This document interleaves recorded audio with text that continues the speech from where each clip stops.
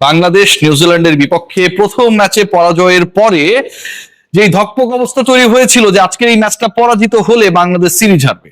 বাংলাদেশ সবশেষ দুই সিরিজে পাকিস্তান উইন্ডিজকে হারানোর পরে যে স্বপ্ন দেখছিল রেটিং পয়েন্টটা একটু বাড়ানোর জন্য, র্যাঙ্কিংটাকে একটু ঠিক করানোর জন্য, সেই পথে প্রথম ম্যাচের পরাজয়, বাজে উইকেটে খেলার সিদ্ধান্ত, সেই পরাজয়ের অনুঘটক হিসেবে কাজ করা আকিব হোসেন ধ্রুবর দৃষ্টিগত ব্যাটিং, সবকিছু মিলিয়ে যেন তামিম ইকবালের নতুন বোর্ডকে একটা বেকায়দায় ফেলেছিল। কিন্তু দুদিনের ব্যবধানে পুরো সিনারিও চেঞ্জ হয়ে গেছে। যেমনটা মিরপুরের হোম অফ ক্রিকেটের গ্যালারির চিত্রটা অনেকটা পরিবর্তিত হয়েছে, স্বস্তি ফিরেছে ওই খাবারের দাম কমানোর ফলে। স্পোর্টিং উইকেটে বাংলাদেশ কি করতে পারে, ক্রিকেটারদের অ্যাবিলিটি কতটা, আজকে যেভাবে বাংলাদেশ ডমিনেট করেছে উইথ দ্য বল এবং ব্যাটিং ডিপার্টমেন্ট, যেন পুরোটাই প্রমাণ হয়ে গেছে।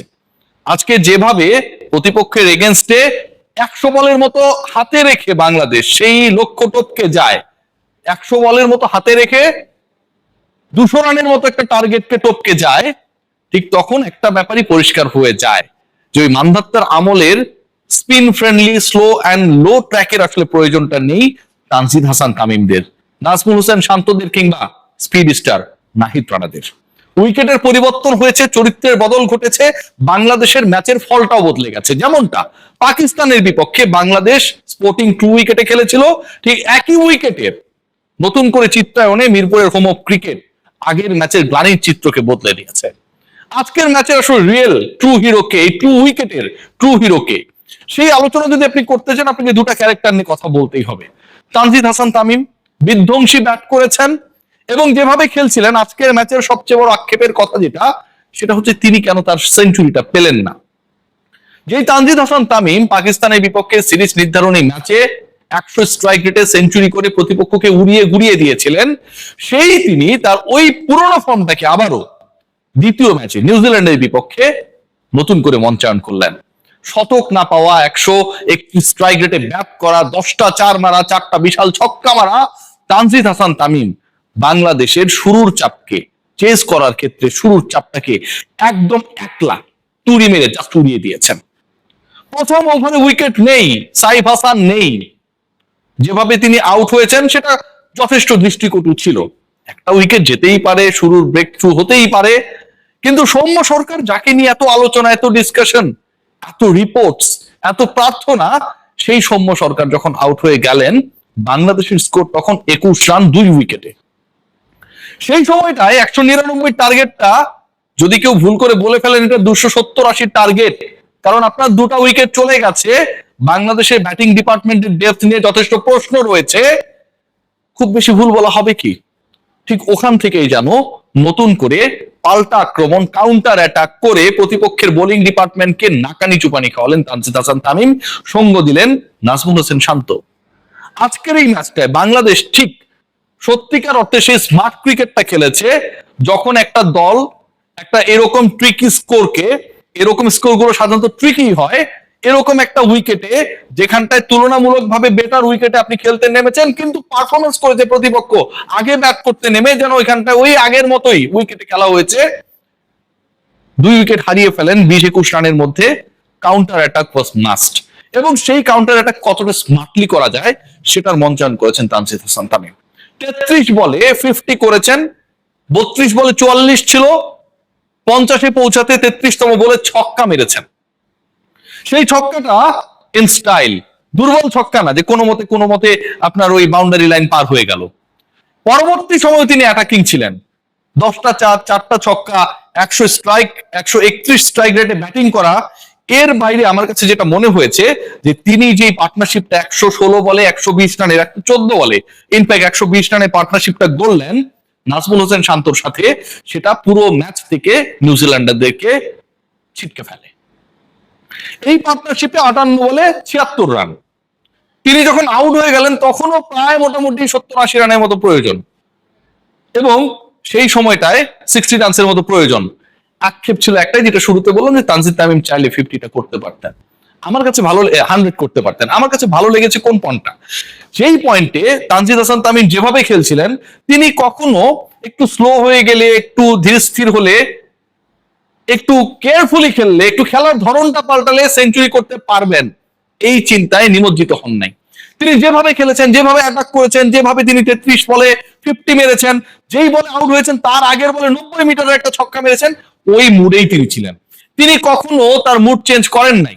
এই যে মুড চেঞ্জ না করা, শতকের জন্য না খেলে দলের জন্য খেলা, যেভাবে খেলছিলাম সেভাবেই খেলা, তানজিদের এই ইনিংসটাকে ভাই আপনাকে প্রেস করতেই হবে। গত 6 ম্যাচে 3টা 50 পেরোনো ইনিংস, একটা তার মধ্যে সেঞ্চুরি, গত ম্যাচে সফল হতে না পারার আগের ম্যাচে 107, আজকের ম্যাচে 58 বলে 76। ট্রিমেন্ডাস। নাজমুল হোসেন শান্ত 50 করার পরপরই আসলে তিনি স্ট্রাগল করছিলেন, চলে গেলেন, আর খেলতে পারলেন না। নাজমুল শান্তর জন্য তো আমার কাছে মনে হয় যে very special day today. 13 innings পরে 14তম ইনিংসে এসে তিনি 14 মাস পরে 50 দেখা পেলেন।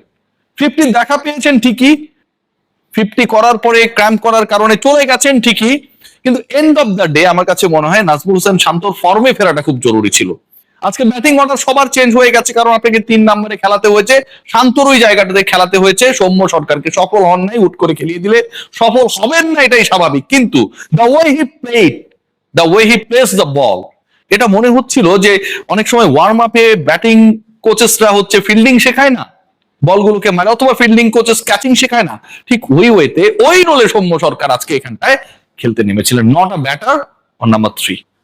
সো সৌম্য সরকার নেক্সট ম্যাচে সুযোগ পাবেন আরো একবার, যতটুকু আমরা প্রেডিক্ট করতে পারি। কিন্তু যেভাবে তিনি আউট হয়েছেন, আউট হতেই পারেন, সেটা ভাই কোনোভাবেই প্রেজেবল না। But you have to praise Nahid Rana. এই যে এত প্রশংসা করলাম, ব্যাটাররা প্রেসারে পড়ার পরে কাউন্টার অ্যাটাক করেছে, বোলাররা বাংলাদেশের যদি ভালো না করতো, স্পেশালি নাহিদ রানা লাস্ট ম্যাচে অনেক বেশি এক্সপেন্সিভ ছিলেন। এই ম্যাচে নাহিদ রানা যেন আবার সেই পিএসএল এর ফর্মকে ফিরিয়ে আনলেন। এই ম্যাচে আবার যেন তিনি সেই পাকিস্তানের এগেনস্টে প্রথমবারের মতো ওয়ানডেতে 5 উইকেট পাবার যে সাতটা পেয়েছিলেন সেটাকে ফিরিয়ে আনলেন। 10 ইনিংসের ক্যারিয়ারে দুবার 5 উইকেট, সবশেষ 5টা ইনিংসে দুবার 5 উইকেট। নাহিদ রানা আগুনে পেসার, তার ডেলিভারির প্রায় কি বলবো 40% বলস ছিল 145 কিলোমিটার প্লাস। প্রতিপক্ষকে ঘুরিয়ে দেওয়ার ক্ষেত্রে নাহিদ রানা একটা লিডিং রোল প্লে করেছে। নাহিদ রানার সাথে শরীফুল্লাহ সঙ্গ দিয়েছে ঠিকই, কিন্তু যখন আপনি একলাই শুরুতে, মিডলে, শেষে গিয়ে যখনই কোনো প্রতিপক্ষের জুটি করার একটা সিচুয়েশন ক্রিয়েট হয়, তখনই আপনি উইকেট নিয়ে নিচ্ছেন, তখনই আপনি আপনার দলকে ব্রেক থ্রু দিচ্ছেন, এইরকম সিচুয়েশন ক্রিয়েট করবেন, সেটা ওই মুহূর্তের সিচুয়েশন, এই গরম ওয়েদারে যেখানটায় ক্রিকেটাররা মাঠে থাকতে পারছেন 50 ওভার, সেটাই একটা বিশাল চ্যালেঞ্জ। সেখানটা আপনি 145 146 কিলোমিটার বল কন্টিনিউয়াসলি করার পর যখন সফল হন, 5 মারেন, এটা সকল ক্রিকেটারের সকল পারফরমেন্সের ঊর্ধ্বে চলে যায়। নাহিদ রানা সেটা করে দেখিয়েছেন। সবশেষ 10 ইনিংসে 5 উইকেট, তার ক্যারিয়ারের 10 ইনিংসে 5 উইকেট, সবশেষ 5 ইনিংসের মধ্যেই দুবার 5 উইকেট। পাকিস্তানের পরে নিউজিল্যান্ডের বিপক্ষে 5 মারা, এরকম গরমে পেসকে ধরে রেখে 5 মারা নাহিদ রানা ট্রিমেন্ডাস আমার কাছে মনে হয়েছে। তানজিদ তামিম, নাজমুল হোসেন শান্ত, বাংলাদেশের মেন্টালিটি, বাংলাদেশের ম্যাচে ফেরা সব ছাপিয়ে আজকের এই ম্যাচের মহানায়ক আমার কাছে মনে হয় নাহিদ রানা। এই ম্যাচটা বাংলাদেশ যেভাবে জিতেছে, এটা একটা বিশাল কনফিডেন্সের জায়গা ক্রিয়েট করেছে। পরের ম্যাচ চট্টগ্রামে ডেফিনেটলি 2 উইকেটে খেলা হবে, ডেফিনেটলি সেই ম্যাচে ক্র্যাম্প করা নাজমুল হোসেন শান্ত আবারও ফিরবেন, ডেফিনেটলি সেই ম্যাচে তানজিদ হাসান তামিম তার অধরা শতকটা যেন এবার পেতে পারেন, সেই লক্ষ্যে ব্যাট করবেন। ডেফিনেটলি সেই ম্যাচে সৌম্য সরকার, যাকে ঘিরে এত আলোচনা, এত আন্দোলন, এত পাতার পর পাতা লিখনি, কন্টেন্টের পর কন্টেন্ট তৈরি, তিনিও তার নামের প্রতি সুবিচার করবেন। Let's see. বাট বাংলাদেশের পরের ম্যাচ জিততে হবে, সিরিজ জিততে হবে, এবং সেটা জায়গাটা আজকে সিমেন্ট করেছে বাংলাদেশের নাহিদ রানা, তানজিদ তামিমরা। সবাই ভালো থাকবেন, টেক গ্রেট কেয়ার।